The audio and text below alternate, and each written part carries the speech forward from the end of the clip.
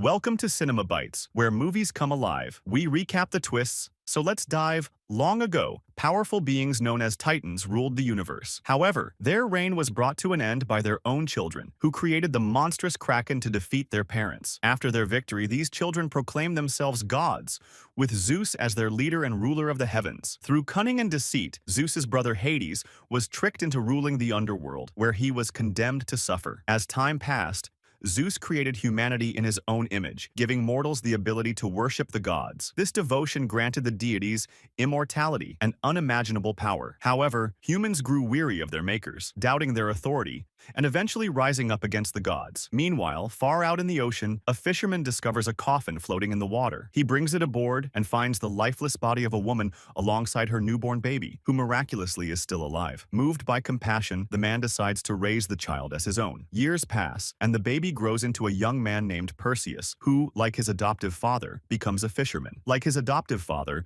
Perseus spends his days fishing. One day, they journey toward the city of Argos, where they come across an enormous statue of Zeus, towering gloriously over the ocean. However, the old fisherman notices something troubling. A group of soldiers is destroying the statue, striking at its feet. The massive sculpture eventually topples from the cliffside, crashing into the waters below and creating gigantic waves. The soldiers celebrate their triumph over the gods, but their joy is short-lived. The sky darkens ominously as storm clouds gather, and swarms of flying creatures emerge from the ocean, rushing toward the mortals who dare to insult their gods. The soldiers attempt to fight back, but are quickly overwhelmed. The creatures slaughter them one by one, their efforts futile against the supernatural attackers. As the chaos unfolds, the flying demons collide with one another, merging into a single form. The terrifying transformation reveals none other than Hades himself. The vengeful deity notices the small fishing boat and charges toward the helpless mortals. With a single strike, he overturns the vessel, plunging it into the ocean. Perseus narrowly escapes the attack, swimming desperately to safety. However, his family remains trapped inside the boat as it sinks deeper and deeper into the waters. Perseus frantically tries to reach his father, but he fails. He watches helplessly as his loved ones succumb to the waters, suffocating before his eyes. With no other choice, Perseus swims to the surface, clinging to the wreckage, crying out in despair over their tragic loss. Meanwhile, on Mount Olympus, Zeus is made aware of humanity's defiance against the gods. Enraged by the mortals' betrayal of his love, he contemplates retribution. Hades arrives at Olympus and seizes the opportunity to convince Zeus to allow him to punish the people of Argos. Apollo advises against such action, warning that they need the prayers of humanity to sustain their immortality. However, Zeus, consumed by anger, sides with Hades. He reasons that instilling fear in humanity is the only way to remind mortals of the gods' power and love. Back on Earth, Perseus is rescued from the ocean by the soldiers of Argos and brought into the city. Upon their arrival at the palace, the soldiers announced to King Cepheus that their mission to defy the gods was successful, though it came at a heavy cost. The people cheer in celebration, saluting their king, while Cepheus assures them that a new era is dawning, one where humanity will no longer live under the gods' control. King Cepheus proudly declares that the destiny of men will no longer be controlled by the gods. However, his daughter, Princess Andromeda, warns him about their arrogance, cautioning that their hubris will provoke severe consequences from the gods. Her mother dismisses her concerns, laughing as she arrogantly claims that they themselves are now the gods. Suddenly, the lights inside the hall begin to dim, and a cloud of black smoke gathers ominously at the center of the room. The swirling entity starts pulling soldiers toward itself, lifting them into the air and consuming them one by one. Amid the chaos, Perseus somehow manages to resist the pull and remain grounded. The cloud soon reveals its true form, Hades. Intrigued by Perseus's ability to withstand his power, the deity shifts his focus to the Queen of Argos. In a chilling display, Hades flies across the room, draining the queen's life force. Within moments, she is reduced to a lifeless corpse. Hades then addresses the people of Argos, announcing that he will unleash the Kraken upon their city in 10 days when the sun eclipses, unless they offer Princess Andromeda as a sacrifice for offending the gods. Before leaving, Hades deliberately reveals lands. Io intervenes, cutting off the scorpion's tail. The scorpion turns its fury toward Io, chasing her into a nearby structure and attacking relentlessly. At the last moment, Perseus saves Io, and the two flee with the scorpion close behind. Realizing they have nowhere left to run, Perseus pushes Io out of harm's way and resolves to face the creature alone. The scorpion lunges at Perseus with all its might, smashing through the structure and landing heavily on the ground. To the onlooker's horror, it seems the scorpion has devoured Perseus. However, moments later, Perseus bursts out of the creature's stomach, delivering a killing blow and ending its rampage. Before the group can celebrate, more scorpions appear from behind the hills, surrounding them with no escape in sight. Just as the creatures prepare to attack, they suddenly freeze in place as distant chanting fills the air. Draco recognizes the newcomers as the Jinn, ancient enemies he fought long ago. Perseus, however, believes the Jinn are allies, as they are the ones who stopped the scorpions. To everyone's amazement, the Jinn quickly subdue the giant creatures, taming them and turning them into transportation. Though hesitant at first,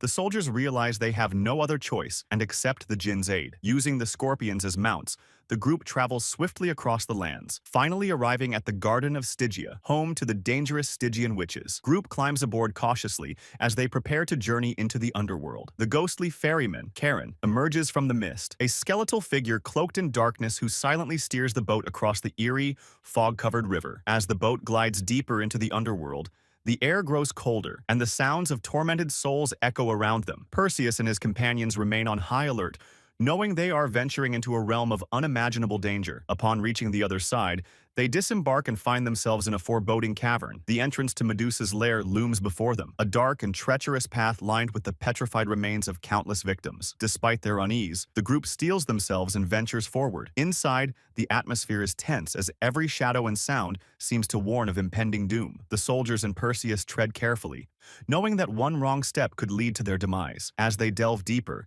they encounter the monstrous Medusa, whose snake-like hair and petrifying gaze are even more terrifying than they imagined. Medusa begins hunting them, her serpentine movements making her nearly impossible to track. The soldiers try to fight her, but one by one they fall victim to her deadly gaze, turning into lifeless statues of stone. Perseus, however, uses his wits and reflexes to outmaneuver Medusa. With the help of a reflective surface, he avoids looking directly at her and manages to deliver a fatal strike, severing her head. The group's losses are heavy, but Perseus now holds the key to defeating the Kraken, Medusa's severed head, a weapon capable of turning even the mightiest beast to stone. As they leave the lair, Perseus knows the true challenge still lies ahead, reaching Argos in time to stop the Kraken and saving Andromeda from being sacrificed. Medusa thrashes wildly, her tail pinned under the massive rock as she tries to break free. Perseus, seizing the opportunity, regains his footing and carefully avoids her deadly gaze, using a reflective surface to track her movements. Draco, still above, yells for Perseus to finish the job. The remaining soldier keeps Medusa distracted while Perseus closes in. Despite her desperate attempts to strike him with her arrows, Perseus moves with precision and courage. With a final, swift motion, he delivers the fatal blow, severing Medusa's head. The lair falls eerily silent as the once mighty creature collapses, lifeless. Perseus carefully picks up Medusa's head, ensuring he does not accidentally meet her gaze. It is now the ultimate weapon against the Kraken and Hades' plans. However, the victory comes at a heavy cost. Most of the soldiers have perished, and Draco, gravely wounded, struggles to stand. He tells Perseus that their sacrifices were necessary to give him the chance to save Argos and fulfill his destiny. Perseus promises to honor their memory and continue the mission. Exiting the lair, Perseus reunites with Io, who has been anxiously waiting. She notices the toll the battle has taken on him, but also sees the determination in his eyes. With Medusa's head in hand, the group knows there is no time to waste. They must return to Argos before the Kraken is unleashed. Perseus manages to slay Medusa by slicing her head clean off using his sword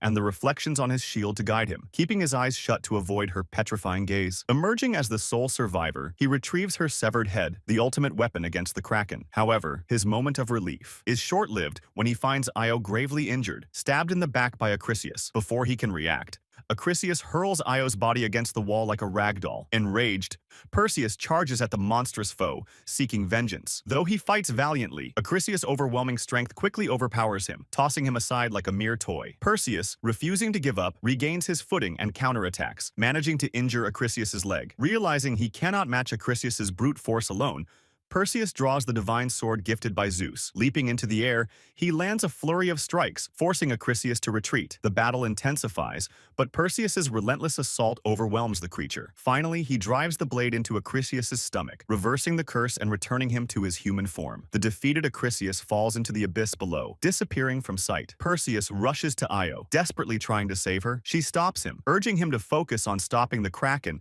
and saving the people of Argos before the eclipse. With her final breath, Io assures Perseus that everything will be all right. As her body dissolves into dust, Perseus is left heartbroken but resolute in his mission. Before he can fully process her loss, Pegasus descends from the sky, offering Perseus a ride back to Argos. With no time to waste, he mounts the winged horse and races toward the city. Meanwhile, as the eclipse draws near, the sea begins to churn violently. The ocean floor splits open, releasing colossal tentacles that rise menacingly from the water. Waves crash into the shores of Argos as the Kraken begins its emergence. In a desperate bid to appease the gods, the people of Argos tie Princess Andromeda to a sacrificial platform, preparing to offer her to the monstrous creature. The Kraken's enormous tentacles smash into the city with devastating force, destroying buildings and throwing the city into chaos. As the Kraken wreaks havoc, smashing everything in its path, the people of Argos flee in terror, their city falling apart around them. Meanwhile, on Olympus, the palace trembles violently. Hades finally reveals to Zeus his treacherous plan. The Kraken, being a creature born of Hades' own body, strengthens him with every act of destruction, while simultaneously weakening the other gods. Perseus, flying closer to the Kraken aboard Pegasus, readies himself to confront the beast. However, Hades, aware of Perseus's presence, dispatches numerous demonic minions to intercept him. The demons manage to steal Medusa's head, forcing Perseus into a desperate chase. As Perseus pursues the creatures, the Kraken fully emerges from the ocean, revealing its massive, terrifying form and unleashing a deafening roar. Chaos engulfs the city as the monster's tentacles destroy everything in their reach. Andromeda, tied to the sacrificial platform, watches in horror as the monstrous creature approaches. Despite being pursued by demons, Perseus fights valiantly, knocking them down one by one while racing to retrieve Medusa's head. He corners the flying demon carrying the head, forcing it into the air and narrowly avoiding the Kraken's devastating attacks. Perseus leaps from Pegasus, grabbing the demon mid-air and sending them both crashing into the city below, landing near Andromeda. As the Kraken draws closer, ready to devour the princess in one bite, Perseus retrieves Medusa's head. In a desperate move, he holds it aloft, directing her petrifying gaze at the monstrous creature. The Kraken, roaring in agony, begins to turn to stone, its massive body freezing in place. As the transformation completes, one of the Kraken's enormous arms collapses, crushing buildings and everything beneath it. Andromeda is knocked into the ocean during the chaos, sinking below the surface. The Kraken shatters into pieces. Its reign of terror finally ended. Hades appears before Perseus, furious at the destruction of his creature. The demigod, undeterred, calls lightning from the skies and hurls a divine weapon at the god of the underworld. The powerful strike creates a massive shockwave, forcing Hades back into the underworld, defeated. With the city saved, Perseus dives into the ocean to rescue Andromeda. He reaches her just in time, pulling her from the water and carrying her to safety on the beach. Grateful for her life, Andromeda offers Perseus her hand in marriage, but he declines, explaining that he has no desire to be a king. After returning Andromeda to her people, Perseus is visited by Zeus, the god. Pleased with his son's bravery and heroism, rewards him by reviving Io, allowing Perseus to live out his days with the woman he loves. So, if you enjoyed this video, don't forget to like and subscribe for more. See you next time.